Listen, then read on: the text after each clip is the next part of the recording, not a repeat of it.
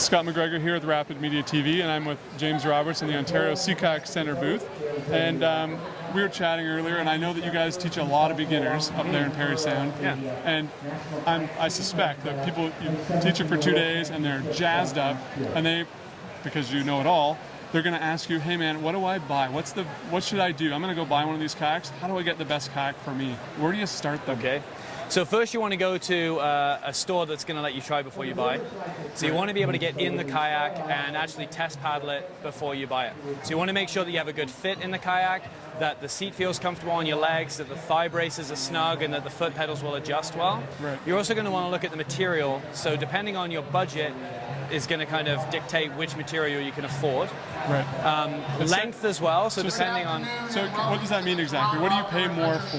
Like if I'm going to pay more for a kayak, what am I buying? So when you spend more money, you're going to go into a lighter material. Right. So obviously plastic's going to be your cheapest, but it's the heaviest. Right. It's pretty bump resistant on rocks.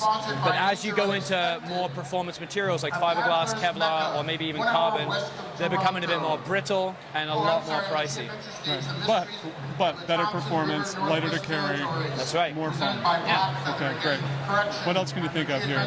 So we're talking about price. We need to test it before we get, try before you buy. Yeah. What are people really, other than fit, what are people testing for?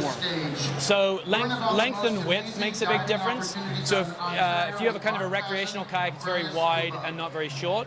It's going to be really, really stable, and it's going to turn really well. So it'll be good in, say, a river or just for short paddles.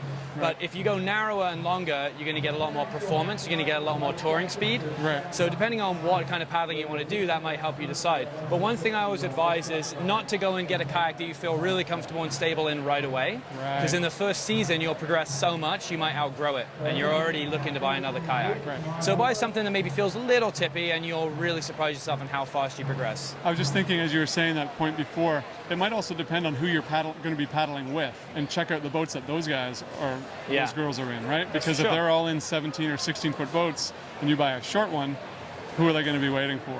Right, you'll be left behind. Great. Yeah. All right, any last thoughts here? No, that's all you need to know. Just go and buy a boat. Yeah. Right, and get into in there the and sport. do it. Just lots of saddle time. Right. James, thank you very much. Have a wonderful summer. You too. Scott McGregor here in the Ontario Sea Kayak Center booth for Rapid Media, hoping you paddle forever.